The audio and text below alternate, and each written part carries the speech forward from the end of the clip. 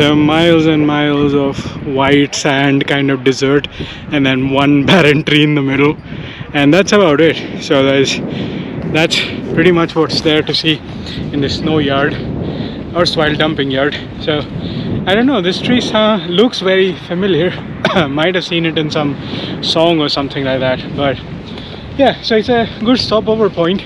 You can stretch your legs, spend like 15-20 minutes or slightly longer, maybe half an hour, walk around a bit, take in the views, take as many selfies as you need, and then be on your way. So next stop will be Pushkar.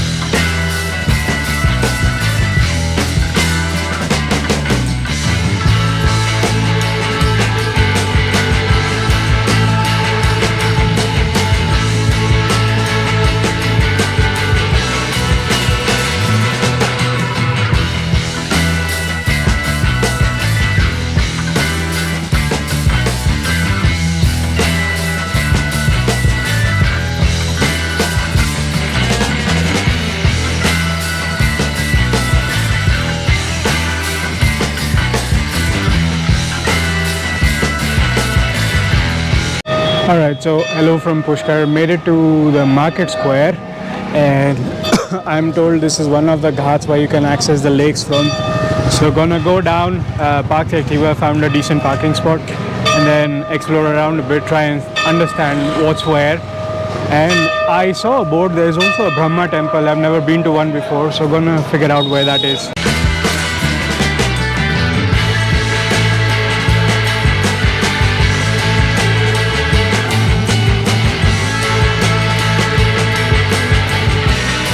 So it looks like I'm entering Varaha Ghat. I can see the lake down there. Let's go sit by the lake for a little bit.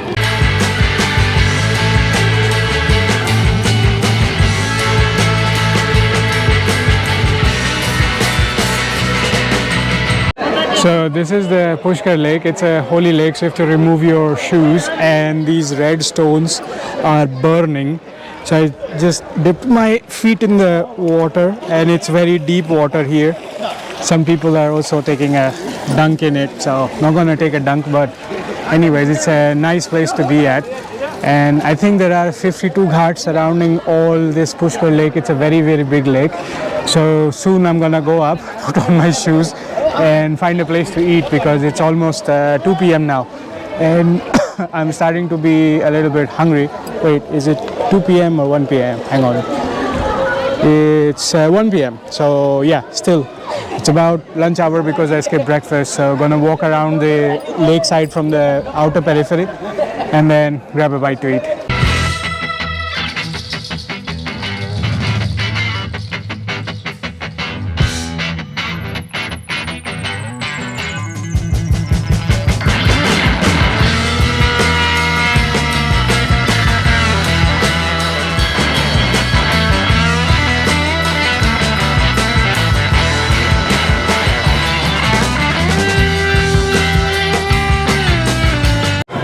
Alright, washed myself a little bit, just hands and feet and face, and then one guy randomly walked up to me, pretended to be a priest, and then started chanting, and then eventually started demanding donation. I never give forcible donations, and had a bit of a moment with him, a heated moment, but anyway, all in all a good discussion. But yeah, be wary of these kind of scams. So asked the local shopkeeper, he said that's where we've parked the Activa. She said keep walking this way along the road and you're going to find Brahma temple and lots of eateries along the way as well. Before I get to the temple, I really want to eat something.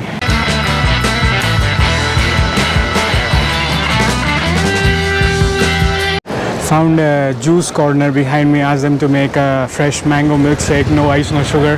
And they say mangoes are sweet in this region now, so can have a healthier version. Gonna have that, and then the temple I'm told is about 500 meters from here, so we're almost there at the temple. That was very refreshing for the heat, and the shopkeeper was mentioning because this is a very touristic spot, lots of foreigners come over here. They tend to make fresh shakes and juices, because otherwise if there is like sugar and some additives on top, then foreigners just leave it. And I've seen a few foreigners ever since I got here, so this is not peak season. If you try to come here in cooler months or perhaps during the Holi time, so Holi in Pushkar is like very famous, so you're gonna see a lot more crowd here. Right now is a bit calm, so I'm having fun.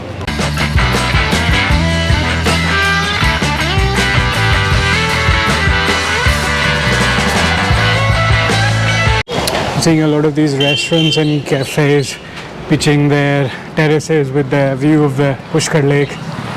Probably I'll end up dining somewhere here. Let's see.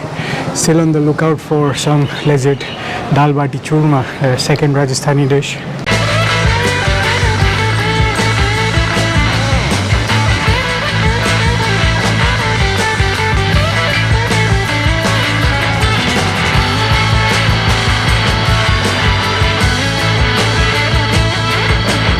So that behind me was the Brahma temple, but it closes at 1:30 until 3 p.m.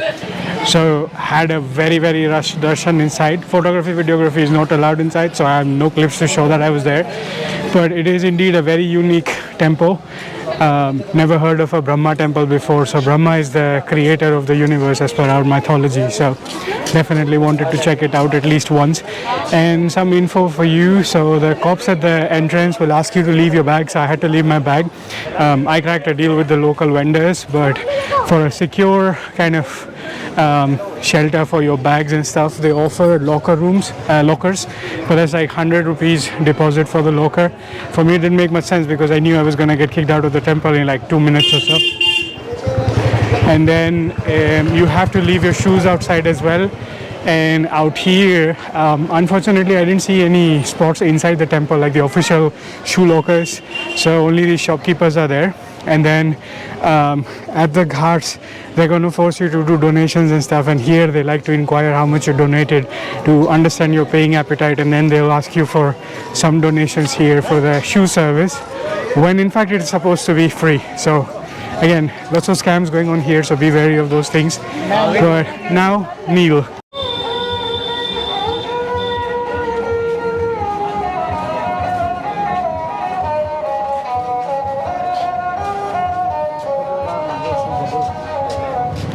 So I walked into a random shop and asked about the places to check out and where to eat the best Dal Baati in the vicinity. So here you see there is also Savitri Mata Mandir there. So Savitri was Brahmaji's first wife. So there's a ropeway that brings you up there, and behind that there is a desert area. Here was the Brahma temple, and further down from there there is this Mamta restaurant that apparently serves very good Dal Baati. So I'm gonna go check that out. Otherwise, where I parked the Activa, there behind that there is a sunset point, and then the rest is all shopping kind of streets here. So if you wanna shop handicraft or Rajasthani handloom stuff, that could be something that you can get here. So gonna go fetch Dal Baati now. Been looking for it for the past 2-3 days.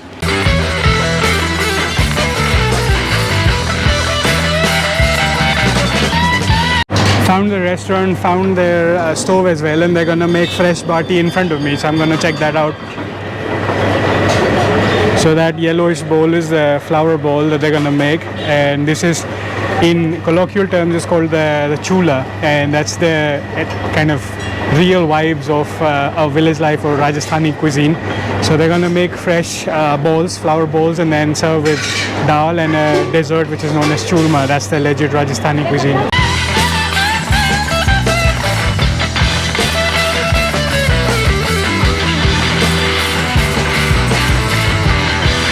That was a good meal. The dal baati was good, the choorma was so all in all kind of averages out, but at least it was filling.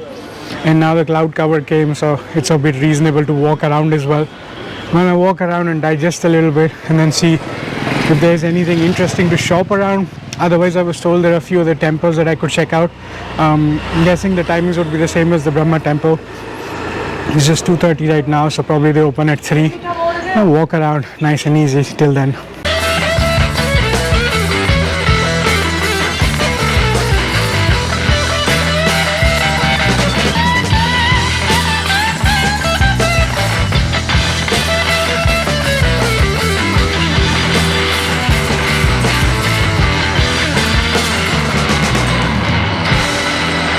So that kind of cart that you're seeing behind me is the one that they use to pull with a camel here, because they do try to take you out for a desert safari in the Thar desert here, but it's not the same safari as the one you have in Jaisalmer, where the major part of the desert is and you can go dune bashing like the Middle East.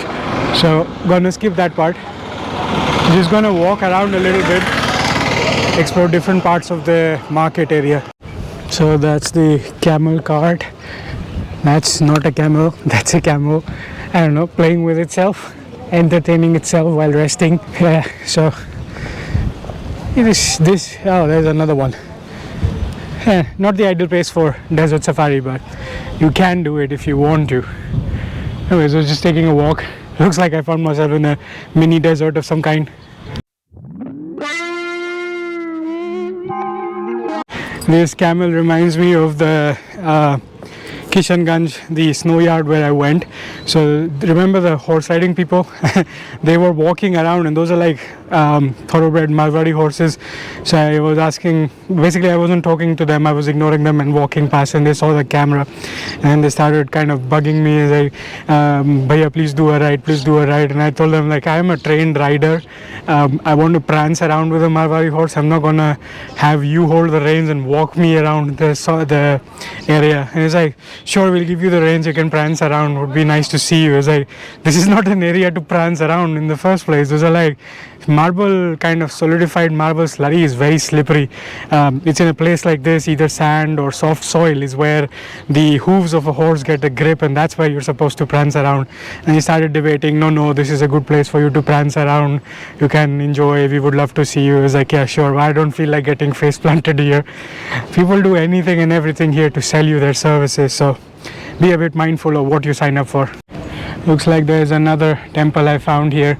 So all in all, I've heard that there's more than like 1,000 something temples here. I might be wrong, but this is just like a rough number. So basically saying there's numerous temples here. Couple of them have picked up prominence over the years and have been kind of touristified, but there are also smaller ones, so you decide which one you want to go into.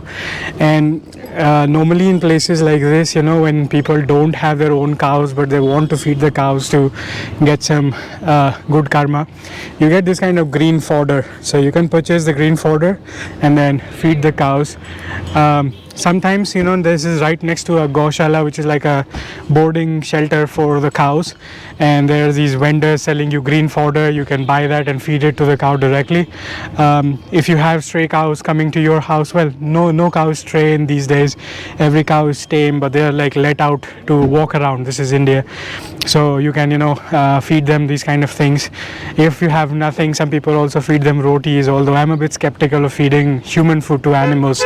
They were never meant for this, but anyway, so it's just like one way of feeding the cows if you don't have your own cows. So it looks like I've seen most of Ajmer there is to see, Pushkar, and we're gonna start our journey return via Ajmer. So I'm already on the main road. I started driving on the other side of the market to try and see if there's something to see, and here I see board sign to go to Ajmer and Jaipur. So we're gonna do a quick stopover in Ajmer as well, and then we're gonna see if there's something interesting there. Otherwise we'll continue on to Jaipur.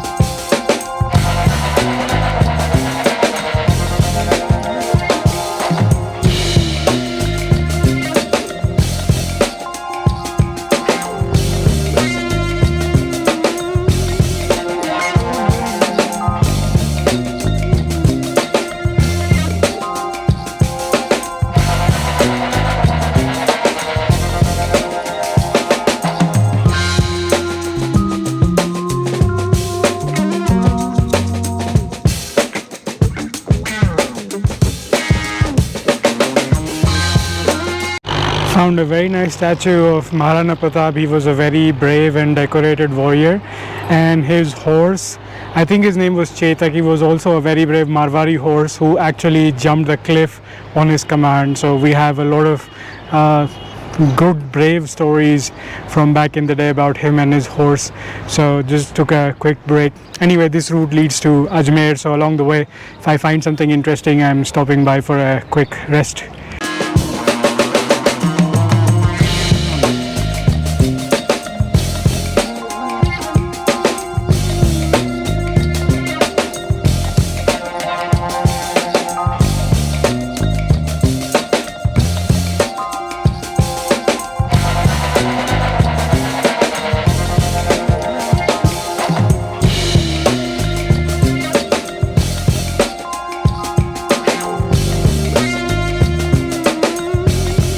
So taking a brief stop at the Anasagar Lake. So that's the lake behind me. There's a bit of an algal growth here, so they are trying to deweed and clean this patch up. Otherwise it's going to be very aggressive growth. I do see some birds over there trying to hunt maybe some insects and small fishes, etc. So this was the one we were seeing from Maharana Pratap statue. So we have descended a little bit. So while I was there at the statue, I met a couple of young folks. They saw me vlog at when I was at Pushkar, so they were explaining a few things about this. One of them was a local from Ajmer, so I was asking about a few different things, places of interest and some non-touristic places that I could visit. This and Anasagar Lake are two of the biggest kind of lakes out here, aside from the Pushkar Lake. So wanted to see that a little bit, and then we're gonna go to the next stop, which is an interesting mosque. The name sounds interesting. I'll try to get there and understand what it is first, and if it's interesting I'll explain in the vlog as well. But that's the direction I'm headed. Should be there in like 10 minutes or so. But the weather is now really pleasant. It's cloudy and there's cool breeze, so really liking it.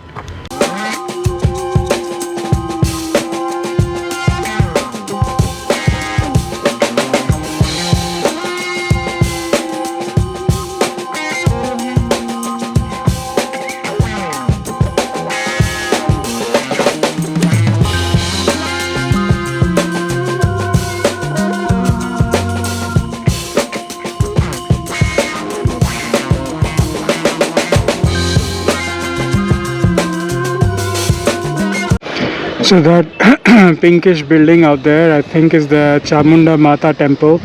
So that's the revered goddess that Samrat Prithviraj Chauhan, the statue that we saw, the same person, he used to revere that quite a bit, and that was the respected deity of that dynasty. So if you want to visit, that's another possibility to go up there. But I'm going on this hilly road. I'm curious about that mosque that I found.